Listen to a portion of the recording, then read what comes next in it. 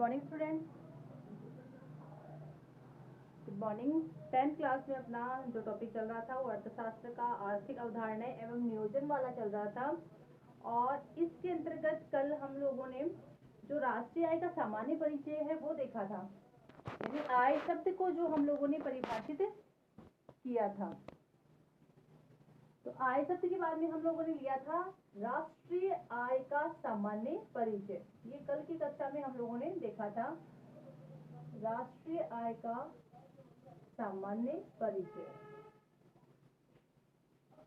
अब देखिए, कल हमने जो पढ़ा था वो क्या था। हमने ये देखा कि कोई भी एक व्यक्ति है, उसके कल्याण का या उसकी जो प्रगति है उसको निर्धारित करने वाला एक महत्वपूर्ण कारक होता है। वो कारक क्या है? आय है।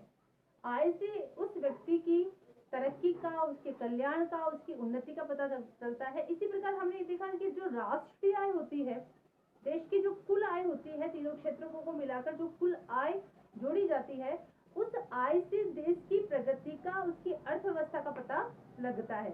ये कल हम लोगों ने किया था। अब हमारे पास एक बहुत महत्वपूर्ण प्रश्न आता है जिसकी शुरुआत हमने कल की कक्षा में कर दी थी। तो वो प्रश्न उठाते हैं क्योंकि वो टॉपिक भी है और क्वेश्चन भी है और 1 नंबर में आने की संभावना भी रखता है। तो प्रश्न देखिए क्या आता है। ये आता है कि राष्ट्रीय आय की गणना क्यों की जानी चाहिए? क्यों की जानी चाहिए?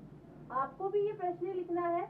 और हालांकि ये आपके लघुतात्मक प्रश्नों में दिया हुआ है, परंतु मानकर चलना पड़ेगा क्योंकि इसमें जो पॉइंट्स दिए हुए हैं उनमें से 2 पॉइंट्स या 1 पॉइंट्स आपको 1 नंबर के प्रश्न में पूछे जाने की संभावना बनती है। तो बहुत महत्वपूर्ण है कि राष्ट्रीय आय की गणना क्यों की जानी चाहिए। तो इसके देखिए हम अलग अलग पॉइंट निकालते हैं कि राष्ट्रीय आय की गणना करने से क्या क्या पता चलता है। तो देखिए, राष्ट्रीय आय से राष्ट्र की आर्थिक स्थिति का या प्रगति का ज्ञान होता है। पहला पॉइंट आ रहा है कि राष्ट्रीय आय से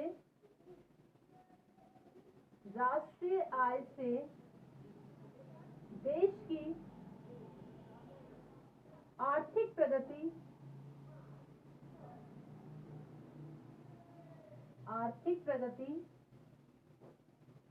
का ज्ञान होता है। ये बात मैंने आपको कल बताई भी थी, तो इसको एक बार और क्लियर कर लेते हैं। देखिए, राष्ट्रीय आय से देश की आर्थिक स्थिति का पता चलता है कि ये देश अर्थव्यवस्था की दृष्टि से पिछड़ा हुआ है, विकसित है, अर्ध विकसित है, अविकसित है या विकसित है। तो इसका एग्जाम्पल हम देख लेते हैं।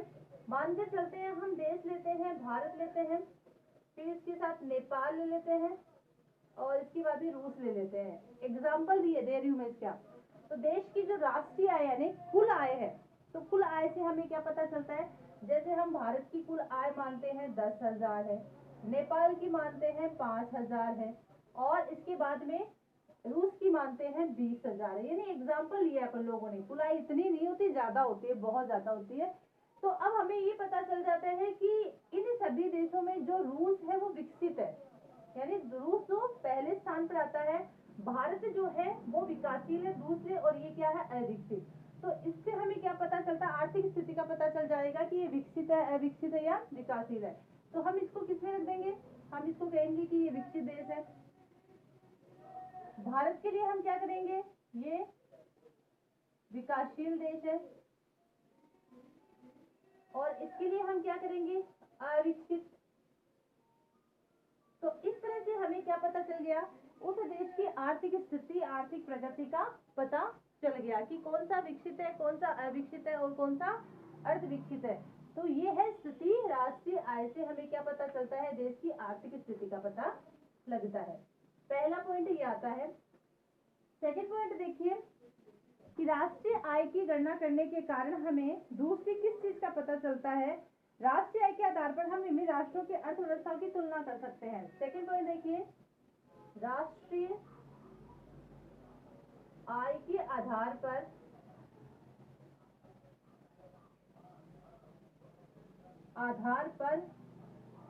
हम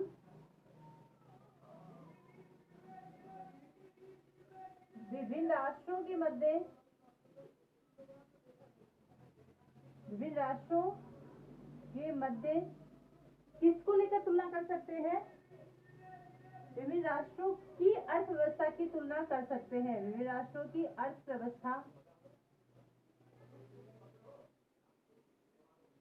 अर्थव्यवस्था की तुलना कर सकते हैं। तो देखिए इससे क्या पता लगता है, वो स्थिति देखते हैं हम कि विभिन्न राष्ट्रों की अर्थव्यवस्था की तुलना हम लोग इसे कर सकते हैं। अभी मैंने आपको एग्जांपल दिया है, कौन सा वाला एग्जांपल दिया? भारत, नेपाल और रूस का। और उसके अंतर्गत क्या स्थिति आएगी? उसके अंतर्गत ये स्थिति आएगी जैसे भारत है, ठीक है, भारत, इसके बाद में हम लोगों ने नेपाल का लिया, उसके बाद में हम लोगों ने रूस का लिया। तो अब हम लोगों ने क्या किया, राष्ट्रीय आय के आधार पर इन तीनों राष्ट्रों के बीच में क्या हो रही है, तुलना हो रही है। अभी हम लोगों ने तुलना की ना कि ये विकसित आया, ये विकासशील आया, ये अविकसित आया। तो इससे ये पता चलता है कि किस देश की जो अर्थव्यवस्था है वो सुदृढ़ है, जो काफी मजबूत है, वो विकसित है, और कौन सा ऐसा देश है जो भी विकासशील की गिनती में आ रहा है, कौन सा ऐसा देश है जो अविकसित की गिनती में आ रहा है या पिछड़ा हुआ है। तो इन सब से हमें किसका पता चलता है? आर्थिक स्थिति का, और अर्थव्यवस्था की विभिन्न राष्ट्रों के बीच में हम क्या कर सकते हैं, तुलना कर सकते हैं। तो ये सेकंड पॉइंट आता है। थर्ड पॉइंट देखिए कि राष्ट्रीय आय की गणना करने के कारण हम क्या कर सकते हैं, विभिन्न क्षेत्रों के योगदान एवं उनके सापेक्षिक महत्व की जानकारी मिलती है। राष्ट्रीय आय से विभिन्न क्षेत्रों के योगदान की जानकारी मिलती है।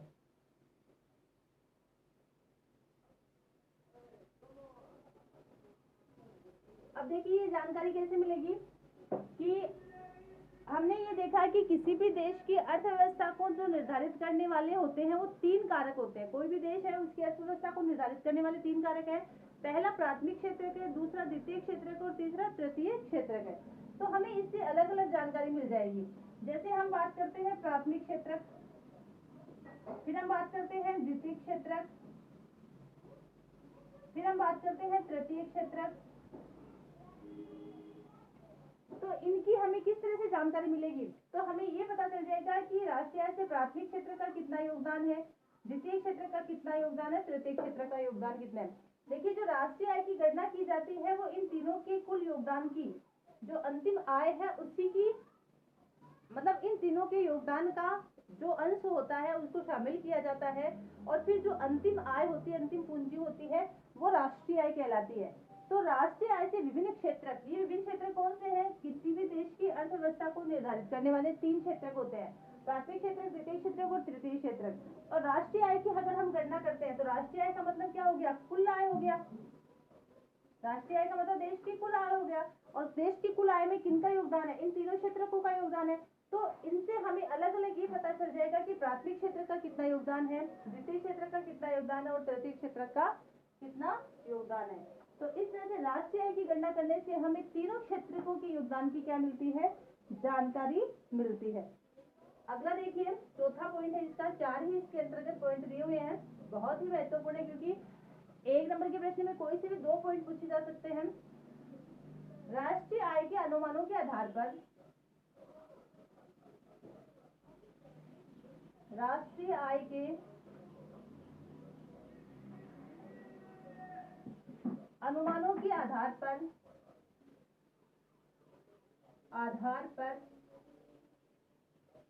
अर्थव्यवस्था के लिए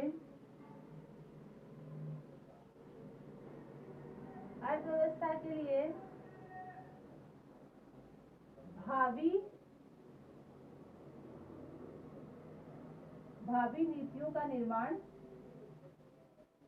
का निर्माण होता है।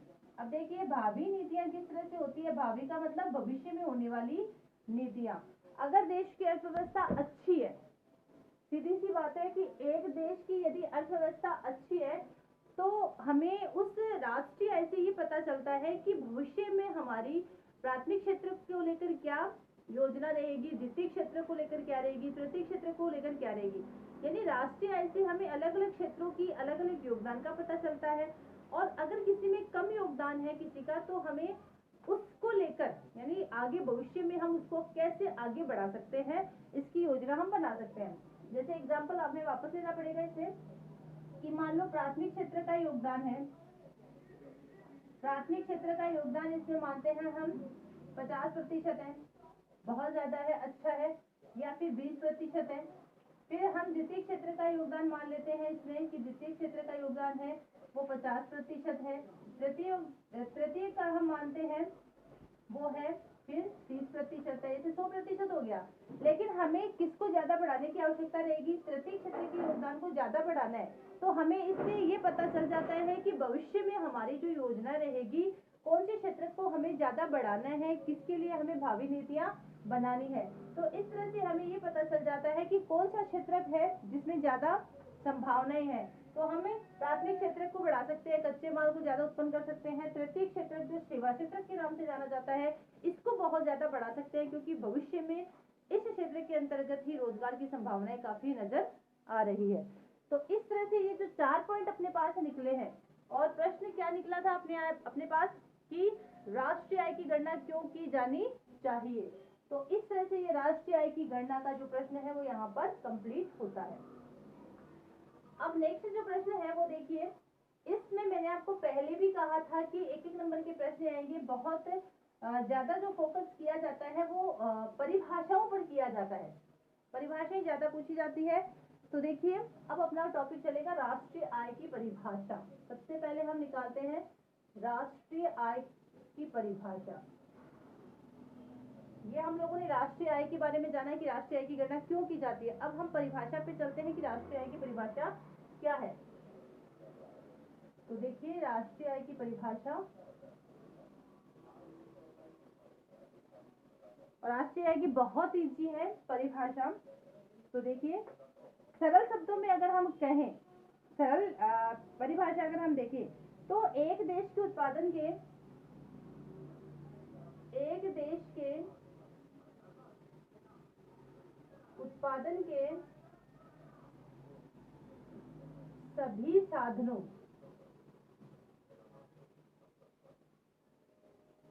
उत्पादन के सभी साधनों द्वारा एक वित्त वर्ष में उत्पादन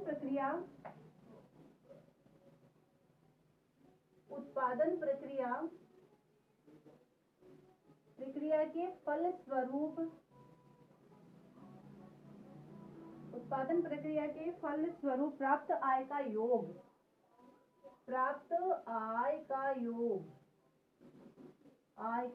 क्या कहलाता है, राष्ट्रीय आय कहलाता है।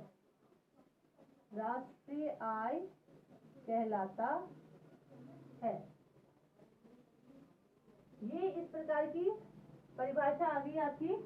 तो अब हम इस परिभाषा को क्लियर करते हैं, इस परिभाषा को समझते हैं कि इस परिभाषा के माध्यम से क्या कहा गया है। तो सबसे पहले हमें दो नामों को देकर निकलना पड़ेगा, एक तो वित्त वर्ष क्या है, एक उत्पादन क्या है।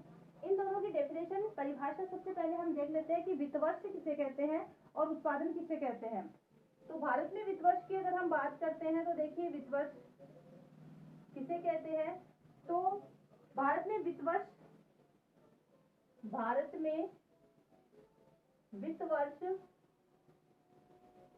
1 अप्रैल यानी 1 अप्रैल से लेकर 31 मार्च तक होता है।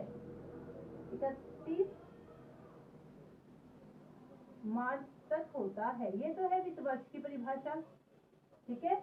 और इसके बाद में हम लेते हैं दूसरा शब्द आया था अपने पास उत्पादन। तो अब इस उत्पादन को भी क्लियर करते हैं कि उत्पादन किसे कहते हैं। ये परिभाषाएं आपको भी लिखनी है कि वित्त वर्ष से क्या अभिप्राय है, उत्पादन से क्या अभिप्राय है। उपयोगिता का सृजन करना, उपयोगिता का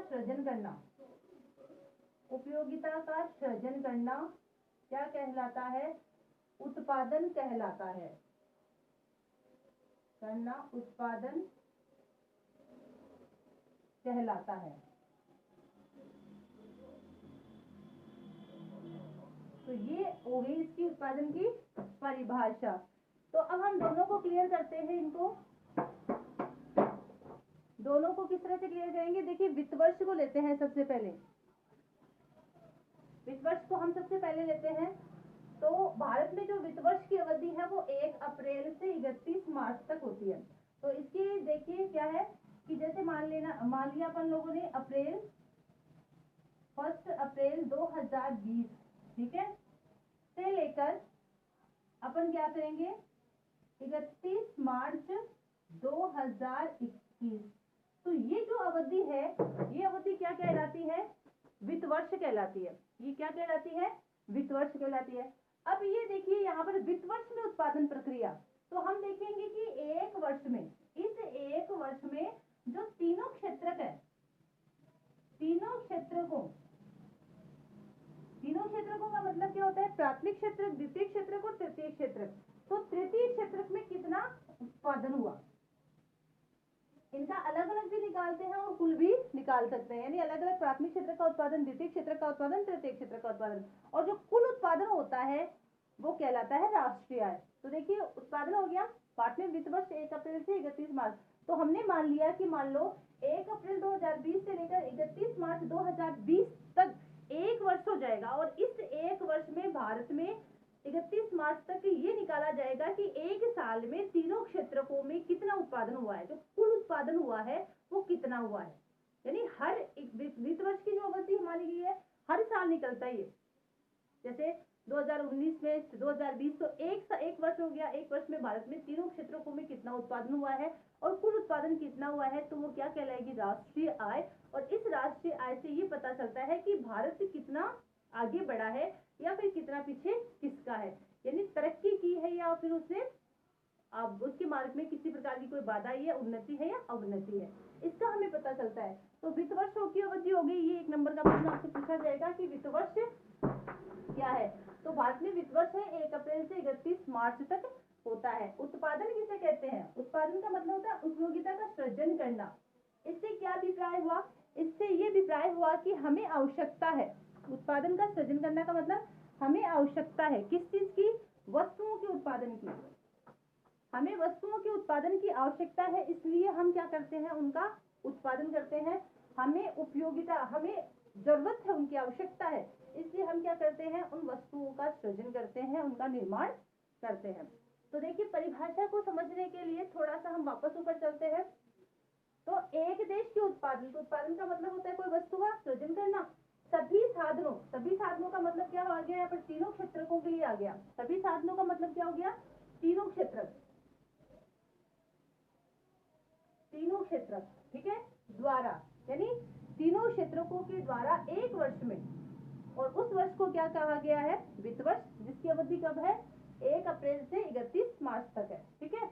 उत्पादन प्रक्रिया के फलस्वरूप प्राप्त आय का योग। अब इन तीनों क्षेत्रकों में जो उत्पादन हुआ है, जो कुल उत्पादन हुआ है, उसका जो योग है, वो राशि जो है कुल उत्पादन की, वो क्या कहलाएगी, वो राष्ट्रीय आय कहलाएगी।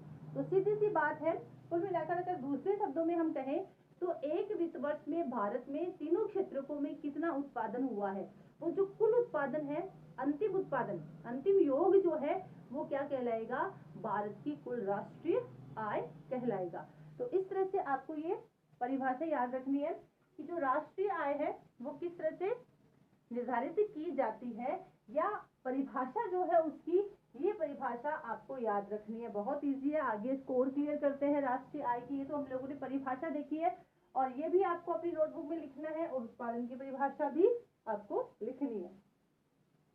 तो अब हम चलते हैं राष्ट्रीय आय के आगे के परिचय पे। ये तो हम लोगों ने परिभाषा को क्लियर किया है। अब राष्ट्रीय आय के लिए थोड़ी सी जानकारी आपको मैं और दे देती हूँ कि हमें ये ध्यान रखना चाहिए कि राष्ट्रीय आय में देश की अंतिम वस्तुओं और सेवाओं के मूल्य को ही शामिल किया जाता है। अगर हम नोट डालकर इस बात को लिखें तो राष्ट्रीय आय में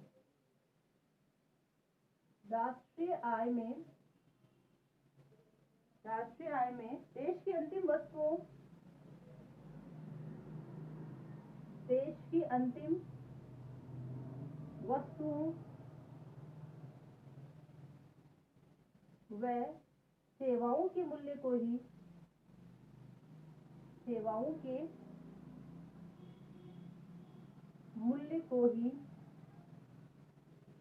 शामिल किया जाता